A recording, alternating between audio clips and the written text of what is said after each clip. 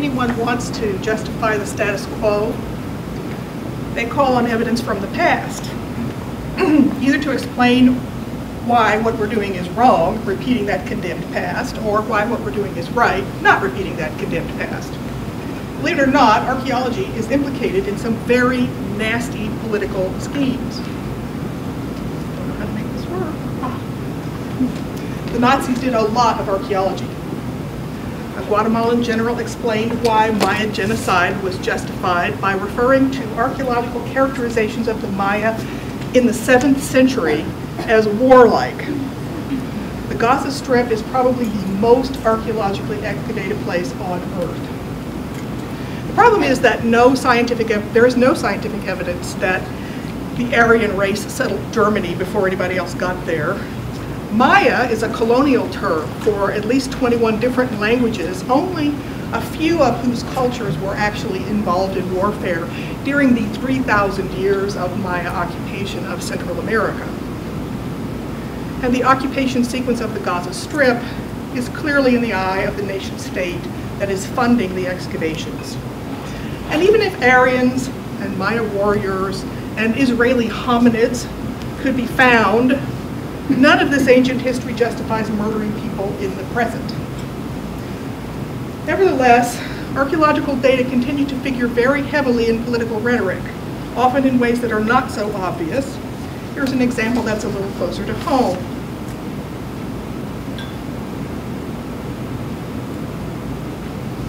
If you're not an archaeologist, you might be surprised to learn that this Pulitzer Prize-winning MacArthur Genius Grant awarded purportedly political liberal author of these bestsellers believes that oil companies are going to save the world.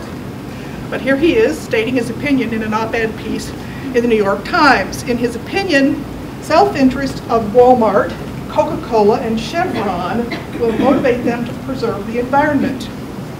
I'm not going to go into the many fallacies of this argument. I'm just going to let Alan Greenspan explain it.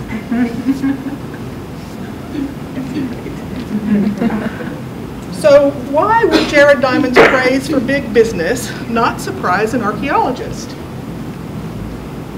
Because he has consistently misused archaeological data to justify the status quo in the political present to support a very convenient set of truths.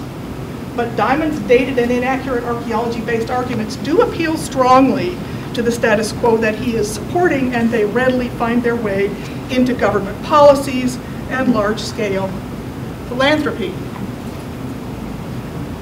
So what does this have to do with my research? Here's a reconstruction drawing of the central plaza of the ancient Maya city that I discovered in 1989 and named Chowhish, and where I excavated for 20 years. No culture is more glamorously appealing to present-day archaeologists and their public than the ancient Maya. What we know about the Maya is heavily based on investigations of the wealthiest and most powerful, whose presence dominates the archaeological record through the remains of monuments that they built to dominate the cultures that they ruled. Their machinations have been used to sketch a rise and fall of Maya civilization. We certainly have plenty of documentation of their material excesses during the Classic period. But my research has shifted from a focus on kings to a focus on people. And excavations of the houses of ordinary people give a very different picture of Maya civilization. Residences of many towns and cities appear to have been occupied and reoccupied not for hundreds of years, but for thousands. Extremely complex agricultural practices were sustainable to an extent that is truly astonishing. Here are Maya irrigation canals from the 7th century next to Chowhish that are so large they're visible on a satellite photo. Wealthy farming communities show clear evidence of a healthy trade in commodities at the household level. In fact, although some cities were abandoned pretty completely, most of the people missing from the archaeological record at the time of the Maya collapse are the elites.